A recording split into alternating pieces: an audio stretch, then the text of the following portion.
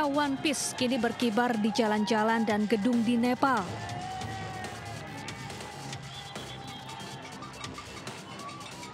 Bendera bergambar tengkorak Jolly Roger ini menjadi simbol perlawanan terhadap pemerintah. Ribuan pengunjuk rasa yang sebagian besar terdiri dari pemuda dan mahasiswa membawa bendera ini sebagai bentuk protes terhadap korupsi, gaya hidup mewah pejabat, sensor media sosial, dan pemerintahan Perdana Menteri KP Sharma Oil.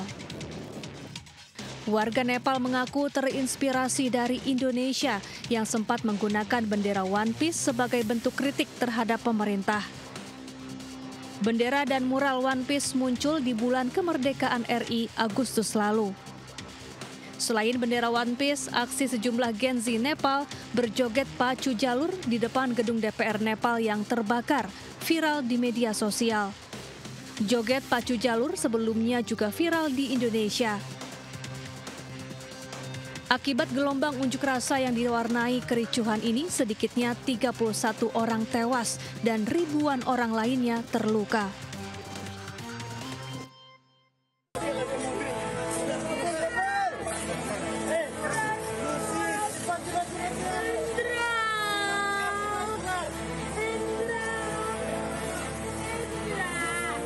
Sebuah mobil minibus di Jalan Terusan Mas, Kecamatan Tembilahan, Kabupaten Indragiri Hilir Riau terbakar. Dua penumpang mobil berhasil diselamatkan pengendara lain, namun keduanya mengalami luka bakar hingga 75%. Korban langsung dievakuasi warga ke Rumah Sakit Puri Husada Tembilahan. Menurut keterangan warga, sebelum mobil terbakar, mobil mengeluarkan suara ledakan dan langsung terbakar. Melihat kobaran api membakar mobil itu, pengendara yang melintas langsung menghubungi mobil pemadam kebakaran, namun karena api cepat membesar, seluruh badan mobil hangus terbakar. Ya, sementara ini masih dilakukan upaya penyelidikan intensif oleh Satreskrim Polres Indragiri Hilir. Jadi mohon bersabar, mungkin rekan-rekan dari wartawan, sementara masih dilakukan pendalaman terkait penyebabnya. Hingga kini kedua korban masih menjalani perawatan medis di rumah sakit akibat luka bakar serius di beberapa bagian tubuhnya. Sementara kasus terbakarnya minibus tersebut masih dalam penyelidikan polisi dari Polres Indragiri Hilir. Dari Kabupaten Indragiri Hilir Riau, Diki Kurniawan Ainus melaporkan.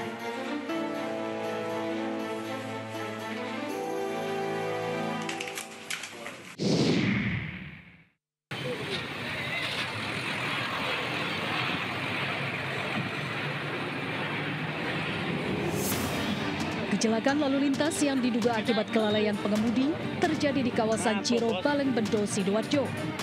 Diduga pengemudi truk mengantuk hingga menabrak bagian belakang dam truk yang sedang parkir di tepi jalan raya. Akibatnya pengemudi dan kernet truk terjepit di dalam kabin yang ringsek. Keduanya langsung dievakuasi ke Rumah Sakit Citra Medika Tarik, Sidoarjo. Ironisnya, usai menjalani perawatan intensif di rumah sakit, sopir truk meninggal dunia. Dari hasil TKP, diketahui truk yang dikemudikan Muhammad Faiz Budiantoro, warga Ciwaringin, Cirebon, Jawa Barat, melaju dari arah Mojokerto menuju Surabaya. Truk mendadak oleng ke kiri dan langsung menabrak truk yang terparkir di pinggir jalan. Diduga kuat korban mengantuk saat mengemudi setelah melakukan perjalanan jauh antar kota, antar provinsi.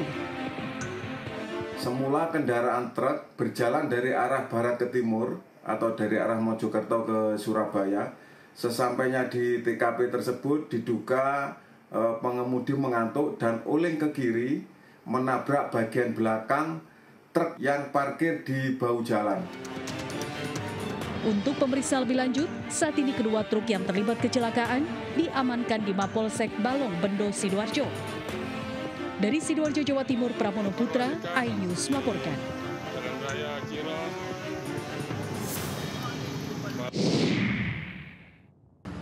Kecelakaan bandara, kecelakaan berkelahi ini.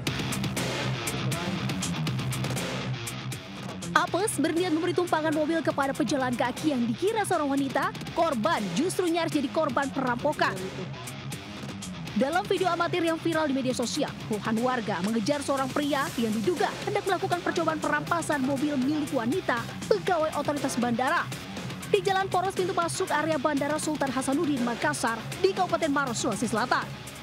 Pelaku diamuk warga, bahkan tangan pelaku diikat karena terus meronta dan berupaya melarikan diri. Aparat kepolisian Polsek kawasan Bandara Sultan Hasanuddin, Kabupaten Maros, segera mengevakuasi pelaku. Kejadian bermula saat pelaku yang duduk di kursi penumpang belakang tiba-tiba berupaya merampas ponsel dan menganiaya korban. Sontak korban panik dan turun dari mobil. Dan saat itulah pelaku mengambil alih kemudi mobil korban. Namun karena tak bisa mengendalikan laju mobil, pelaku terhenti usai menabrak pohon dan dikejar warga. Si pelaku ambil kendali mobil, kemudian menerobos tollgate bandara. Ya, setelah itu, setelah memutar balik, terjadi mungkin tidak bisa dikendalikan mobilnya. Pelaku telah diamankan di Mapolsek kawasan Bandara Sultan Hasanuddin. Sementara itu polisi masih melakukan pendalaman. Dugaan sementara pelaku alami gangguan psikologi dan belum dapat dimintai keterangan. Dari Kabupaten Maros, Sulawesi Selatan, Wahyu Ruslan melaporkan.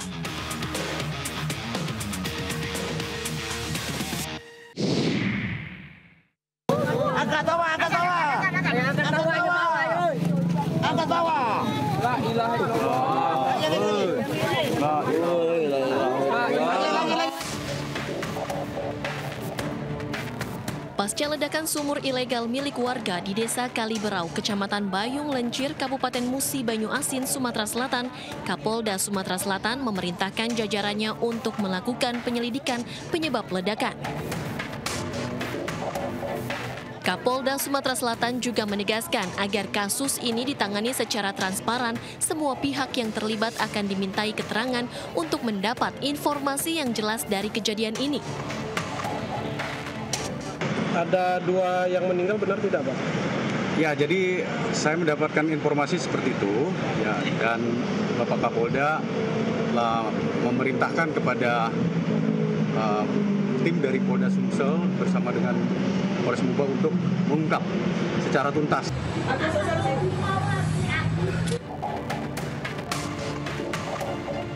Sebelumnya, sebuah sumur minyak ilegal milik warga di Desa Kaliberau, Kecamatan Bayung Lencir, Kabupaten Musi Banyu Asin, Sumatera Selatan, meledak dan terbakar pada Selasa 9 September 2025, 2 orang meninggal dunia.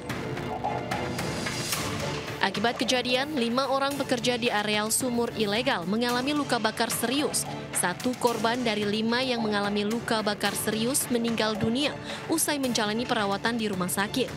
Sementara 1 orang lainnya baru ditemukan beberapa saat setelah kejadian dalam kondisi meninggal dunia di dalam kolam penampungan minyak dengan luka bakar sekujur tubuh. Hingga kini korban selamat dengan luka bakar masih menjalani perawatan di Rumah Sakit Umum Bayung Lenci. Dari Musi Banyu Asin, Sumatera Selatan, Ahmad Syaiful, iNews melaporkan.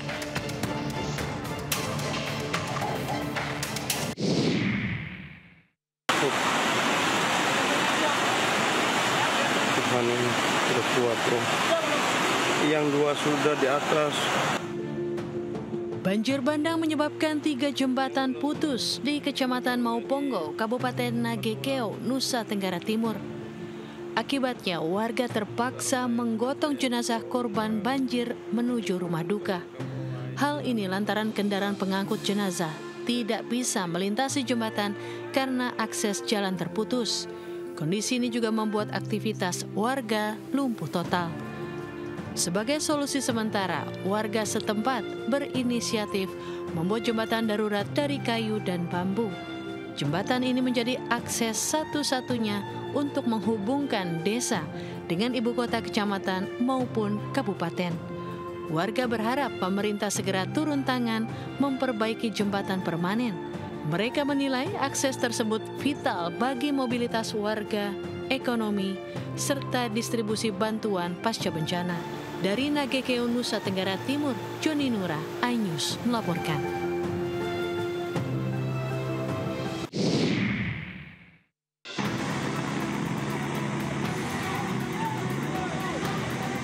Kapal patroli Spinner Dolphin yang tengah melakukan patroli berupaya menghentikan sejumlah kapal nelayan yang berusaha kabur melarikan diri.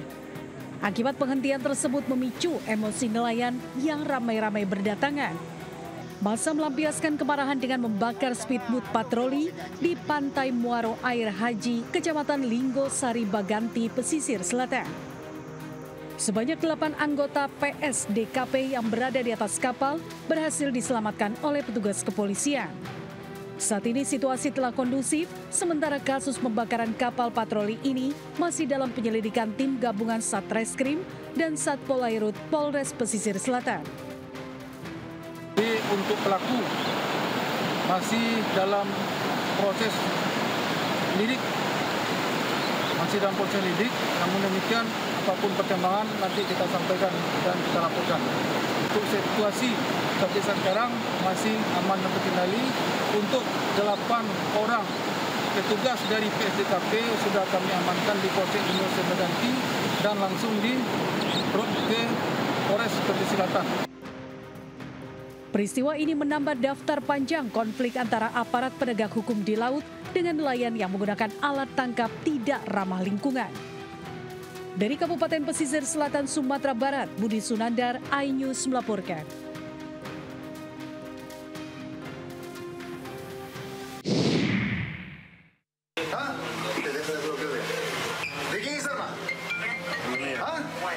Pelaku pembunuhan Zetro Leonardo Putra, diplomat Kedutaan Besar Republik Indonesia di Lima, Peru, ditangkap oleh kepolisian Peru di San Martin de Porres. Mereka yang ditangkap berjumlah 5 orang. 3 diantaranya merupakan warga negara Venezuela dan 2 lainnya warga negara Kuba. Kelimanya ditangkap di tempat yang diyakini menjadi pusat operasi mereka, yaitu di sebuah hotel di Avenida Peru, San Martin de Porres. Adapun barang bukti yang disita pihak kepolisian adalah pistol yang dipakai untuk menembak Zetro dan sepeda yang digunakan untuk melancarkan aksi itu.